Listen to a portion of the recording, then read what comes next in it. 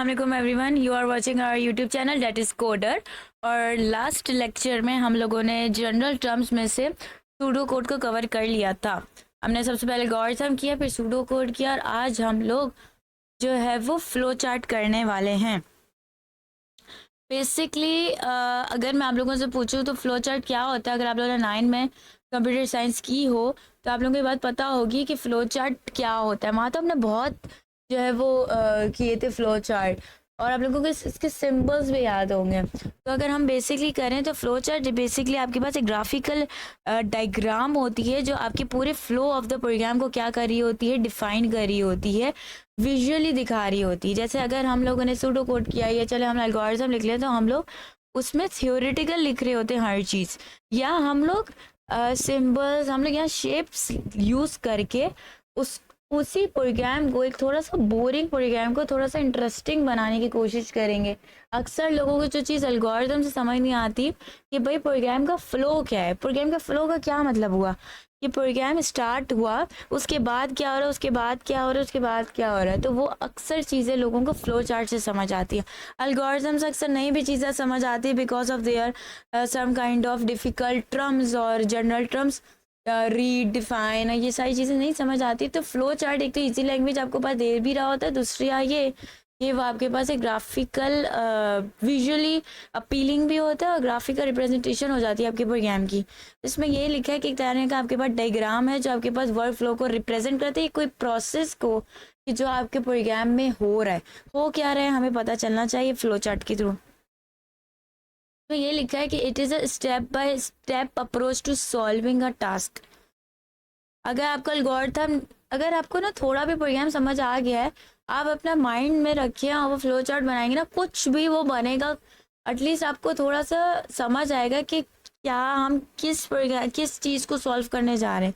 तो जो चीज़ आप लोगों को एल्गोरिथम से लिख के बोरिंग लग रहा है या नहीं समझ आ रहा है, तो हम लोग फ्लो चार्ट के थ्रू एक ग्राफिकल डायग्राम बना सकते हैं और अपने फ्लो ऑफ द प्रोग्राम को शो करवा सकते हैं किसी दूसरे को या अपने लिए, जो इजी हो जाए आपके पास। इसमें ये लिखा है कि आपके पास अलग तरीके से वेरियस काइंड्स बॉक्सेस और various kinds and their order by connecting the boxes. हम बॉक्सेस को कनेक्ट करते हैं, अलग अलग से शेप्स होते हैं, रेक्टेंगल होता है, पैरेललोग्राम होता है, ओवल होता है।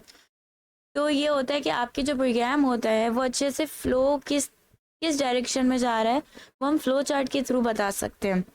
सही है। तो ये मैंने कुछ बेसिक फ्लो चार्ट सिंबल्स रखे थे, जिसमें से सबसे पहले हमारे पास सिंबल आ जाता है टर्मिनल सिंबल। ये जो आपके पास ओवल सिंबल है, इसको हम स्टार्ट स्टॉप सिंबल भी कहते हैं और इसको हम लोग टर्मिनल सिंबल भी कहते हैं। कि हम इसके अंदर जो है वो स्टार्ट या इसके अंदर हम लोग स्टॉप लिख सकते हैं। मैं लिख देती हूँ मैं या आपके पास स्टार्ट हो सकता है, यहाँ आपके पास स्टॉप हो सकता है। कि अभी हम देखेंगे कि किस तरीके से कहाँ इसको प्लेस करना होता है। तो इसको टर्मिनल सिंबल भी कहते हैं, इसको हम लोग स्टार्ट स्टॉप सिंबल भी कहते हैं। और ये आपके पास राउंडेड रेक्टेंगल से शो होता है और indicating a starting and ending point. जब आपके पास कोई प्रोग्राम स्टार्ट हो रहा हो तो आप सबसे पहले इसको प्लेस कर दो। जिस तरीके से एल्गोरिथम पढ़ा था कि एल्गोरिथम का फर्स्ट स्टेप और लास्ट स्टेप स्टार्ट स्टॉप होता था, इसी तरीके से आपके प्रोग्राम का स्टार्ट इस ओवल सिंबल से होगा और आपके प्रोग्राम का स्टॉप इस ओवल सिंबल से होगा। फिर हमारे पास होती है कहानी इनपुट एंड आउटपुट ऑपरेशंस।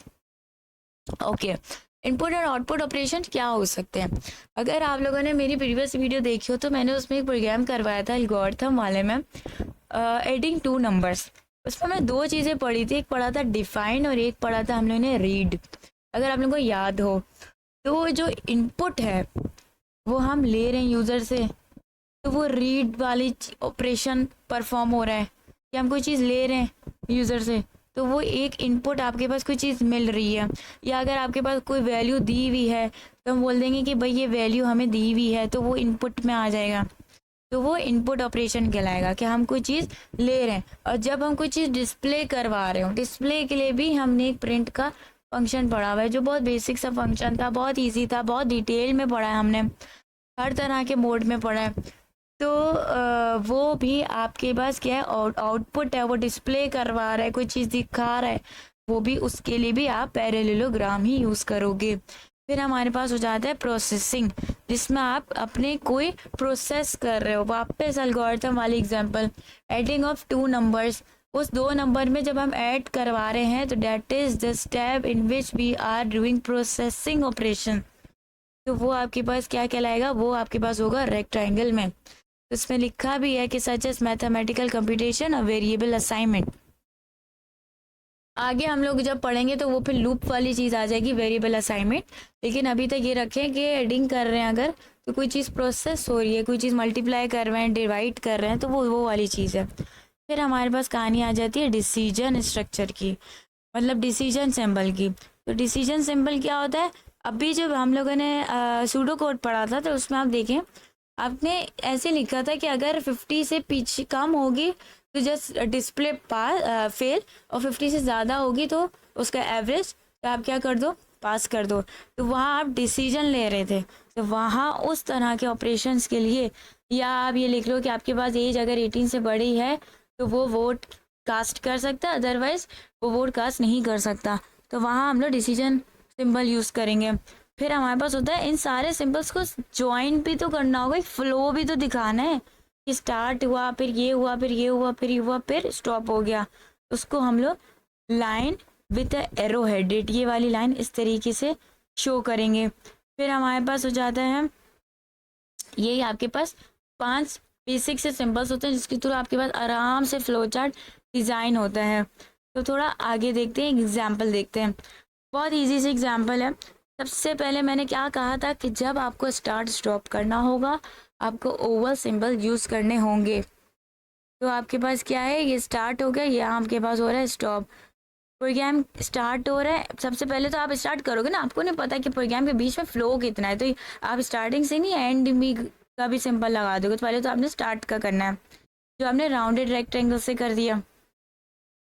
इसने यहाँ डिस्प्ले करवाना था भाई मैसेज, हमें डिस्प्ले करवाना था कंसोल में कि display message how many hours did you work, कि भाई आपने एक ऑफिस में कितनी, ऑफिस होगा या कोई बिजनेस होगा, कि उस बिजनेस में उस वर्क में आपने कितने घंटे अपने दिए हैं, कितना काम किया है।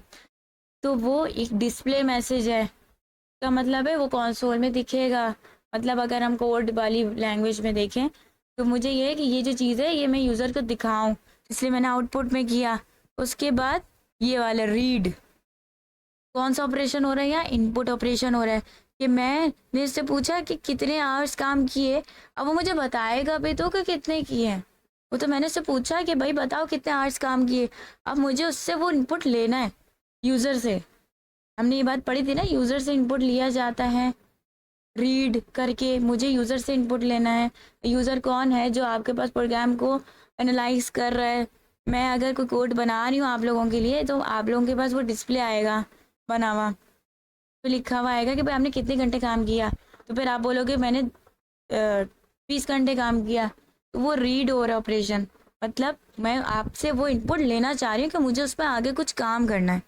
के बाद मैं आपसे पूछूंगी कि वापस से डिस्प्ले करेंगे कि आपके पास पर आवर सैलरी कितनी है आपकी, मतलब आपको पर आवर कितना पे किया जाता है, फिर आप मुझे वो बताओगे। तो फिर मैंने आपसे वो वाली जो चीज़ पूछी, फिर आपने मुझे बताया, वो मैंने रीड किया, तो वो कौन सा ऑपरेशन हो गया, वो इनपुट ऑपरेशन हो गया। कौन सा parallelogram is use for the input and output operation. उसके बाद हम लोगों ने वापस रेक्टेंगल यूज़ किया, क्यों, क्योंकि मैंने जो आपसे वो पर आर वाला लिया है उसको मुझे मल्टीप्लाई करवाना है, किससे, मल्टीप्लाई नंबर ऑफ आवर्स से। जो सबसे पहले आपने ये वाला आवर्स लिए थे, ये आपने मुझे दिया, उसके बाद आपने पे रेट मुझे दिया, तो इन दोनों को जब मैं मल्टीप्लाई करूँगी तो मेरे पास क्या निकलेगा, ग्रॉस पे। एक तरह से क्या हो रही है, कैलकुलेशन ले लिया रेक्टेंगल में। के बाद मैंने वो आपको दिखा दिया कि भाई आपने मुझे ये दिया था नंबर ऑफ आवर्स, आपने मुझे पर आवर की वैल्यू दी, उन दोनों को मैंने मल्टीप्लाई किया बैकेंड पे और उनका आपका ग्रॉस पे निकाल के दे दिया। क्या कहा कि ये आपका ग्रॉस पे आया, एक तरह से एक छोटा सा प्रोग्राम बन गया आपका। और फिर मैंने आपको डिस्प्ले कर दिया भाई ये, और फिर मैंने राउंडेड रेक्टेंगल से क्या कर दी, दी एंड कर दी, कि ख़त्म हो गया आपका वो ऑपरेशन। और फिर इन सबको मैंने जो है वो फ्लो लाइन से क्या कर दिया, ज्वाइन कर दिया। तो मेरे पास एक प्रोग्राम का फ्लो बन गया कि ये करना है, ये करना है, ये करना है, ये करना है, ये करना है। तो ये फ्लो चार्ट बन गया। यही चीज़ आप सूडो कोड में कर सकते हो, यही चीज़ आप एल्गोरिथम में इजीली कर सकते हो। बट अगर आपको अपने प्रोग्राम को विजुअली दिखाना है किसी को, या आप अपने लिए करना चाह रहे हो कि थोड़ा आपको और क्लैरिटी आ जाए, तो आप ये आराम से जो है वो प्रोग्राम परफॉर्म कर सकते हो। तो अगर आप लोगों को कोई भी क्वेश्चन हो इसके रिलेटेड तो आप मुझसे पूछ सकते हैं कमेंट सेक्शन में। और टिल देन ओके अल्लाह हाफिज़। इंशाल्लाह फिर नेक्स्ट वीडियो में देखते हैं कि हम लोग को प्रैक्टिकल करना है या नई चीज़ पढ़नी है। ओके टिल देन ओके अल्लाह हाफिज़। Subscribe for more content.